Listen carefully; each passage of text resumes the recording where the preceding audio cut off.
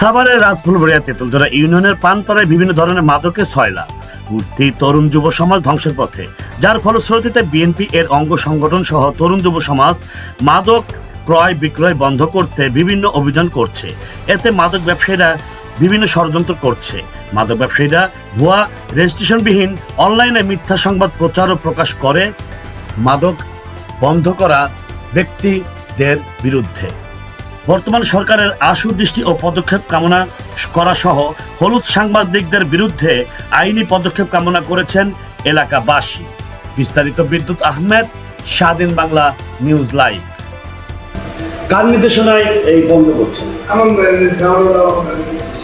আমানুল্লাহ আমান, যিনি বিএনপি থেকে হয়েছেন, আদেশের প্রতি বিদ্যুৎ ঘটে, তার নির্দেশে মাদক বন্ধ করছেন। এখন এই যে মাদক যে আপনারা বন্ধ করছেন, অনেক চাপের মুখে তো আপনারা পড়েছেন, তো এই বিষয়ে কি আপনাদের কোনো কথা বলার আছে কিনা স্বাধীন বাংলা নিউজের সামনে? যত বাধায় আসুক আমার আমরা বন্ধ করে দেব। একটু অনেক মাদক থাকতে দেবো না, যদি আমার জানো হয় তাহলে দেব না। এই বিষয়ে তো তরুণ যুব সমাজরাও তো আপনাদের সহযোগিতা করছে, সবাই সহযোগিতা করছে, এলাকাবাসীও তো আপনাদের সবাই। এই যে মাদক যে বন্ধ করার আপনারা চেষ্টা করছেন, বিভিন্ন চাপও দিচ্ছে, আমরা শুনেছি স্বাধীন নিউজ থেকে। আমরা আমাদেরকে মানে একটা প্রত্যক্ষদর্শী জানান যে পানপাড়ায় বিভিন্ন স্পটে তরুণ যুব সমাজরা নষ্ট হয়ে যাচ্ছে মাদকের সবুতে। আপনারা বন্ধ করছেন, আপনার মধ্যে চাপ সৃষ্টি করছে, মানে এই বিষয়ে আপনার কিছু বলার আছে কিনা? কেন চাপটা হচ্ছে? এটা ভালো কাজ করছে বলার মধ্যে বিসমিল্লাহির রহমানির রহিম। আমার নেতা জনাব আমানুল্লাহ আমান, উনি 5 বারের এমপি। উনি আমাদেরকে নির্দেশ দিয়েছে যে 1 নম্বর ওয়ার্ড তথা তেঁতুলজোড়ার ভিতরে কোনো মাদক ব্যবসায়ী থাকতে পারবে না। হ্যাঁ, এটা আমাদেরকে নির্দেশ দিয়েছে। আমরা চেষ্টা করতে যে তো কিছু শত্রুতা আমাদের বিরুদ্ধে হবেই। এই জন্য আমরা এটা কেয়ার করি না, যেহেতু আমার নেতা আমার পাশে আছে। আমরা আজও পর্যন্ত এই নিয়ামতুল্লাহ সাগু হতে এই পর্যন্ত বিএনপি করি। প্রথম ছিলাম সাংগঠনিক, তারপরে সেক্রেটারি, বর্তমানে সরাসরি আমার নেতা আমাকে এই দায়িত্ব দিয়েছে, সভাপতির দায়িত্ব। আমি সভাপতির দায়িত্বে আছি। তো মাদক একটা খারাপ জিনিস, এটা সংসারের এই সমাজকে ধ্বংস করে দেয়। এটা চিন্তা ভাবনা করে আমরা মাদকের বিরুদ্ধে লেগেছি।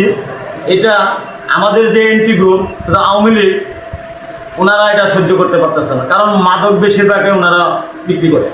আমরা তদন্ত করে দেখছি, আমরা দেখছি যারা আওয়ামী লীগ করে তারাই মাদক বিক্রি করে। আমাদের বাংলাদেশ জাতীয়তাবাদী দলের মধ্যে কোনো মাদক আমরা পাই না। এবং আমার এই 1 নম্বর ওয়ার্ডের ভিতরে আমার কোনো নেতা যদি মাদক বিক্রি করে আমি শুনতে পারি, সাথে সাথে তাকে আমার বসের কাছে আমি বলবো, আমার নেতার কাছে, আমার রাজনীতিগুরু আমানুল্লাহ আমান, ডাকসুর ভিপি, বর্তমানে বিপুল ভোটে প্রায় 85,000 ভোটে নির্বাচিত হয়েছে আমার নেতা আমাকে যা নির্দেশ দেবে আমি তাই করবো।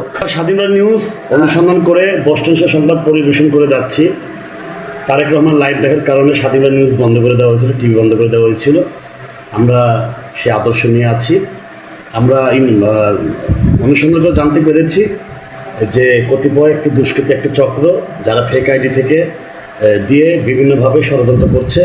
এই বিষয়কে আপনারা কোনো আইনগত দিক দিয়ে পদক্ষেপ নেবেন কিনা? এটা আমি আমার গুরুর সাথে, আমার রাজনৈতিক যিনি আমাদের মাতা আমানুল্লাহ আমান ভাই, আমান সাহেব যদি বলে, আমার নেতা যদি বলে, উনি দেখবে। এটা আমি ব্যক্তিগতভাবে এটার কোনো নেব না। আমরা তো অনুসন্ধানে জানতে পেরেছি যে আইডি থেকে আপনাদের বিরুদ্ধে যে ষড়যন্ত্র করছে, জিয়াউর রহমানের আদর্শ এবং এই বিএনপির অঙ্গ সংগঠনকে একটি হেয় প্রতিপন্ন করার জন্য একটি চক্র লেগে পড়েছে। এই মিডিয়ার কিন্তু কোনো রেজিস্ট্রেশন, কোনো লাইসেন্স নেই। তো রেজিস্ট্রেশন আর লাইসেন্সবিহীন যে কোনো বিষয়, এটা তো অবৈধ। ধন্যবাদ স্বাধীন বাংলা নিউজকে, উনি এই মূল্যবান কথাটা তুলে ধরার জন্য। আমরা বিগত দিনেও দেখছি বিএনপি যখন সংকটে ছিল তখন স্বাধীন বাংলা নিউজ আমাদের সত্য কথাটা প্রকাশ করছে। সেই জন্য আমার দল থেকে, আমার এই ওয়ার্ড থেকে আমি স্বাধীন বাংলা নিউজকে ধন্যবাদ জানাই। ওনারাও সত্য কথাটা যেন উদ্ঘাটন করে। সত্যের পক্ষে আমি আছি, আমি থাকবো এবং সারা জীবন থাকবো। বিএনপি আছি, বিএনপি থাকবো, মরার আগ পর্যন্ত থাকবো ইনশাল্লাহ। আপনারা এটা সত্যটা বের করার জন্য আমি স্বাধীন বাংলা নিউজকে ধন্যবাদ জানাচ্ছি। স্বাধীন বাংলা নিউজের পক্ষ থেকে আপনাদের সকলকে ধন্যবাদ এবং পবিত্র এই মাহে রমজানের শুভেচ্ছা। আপনাকেও ধন্যবাদ।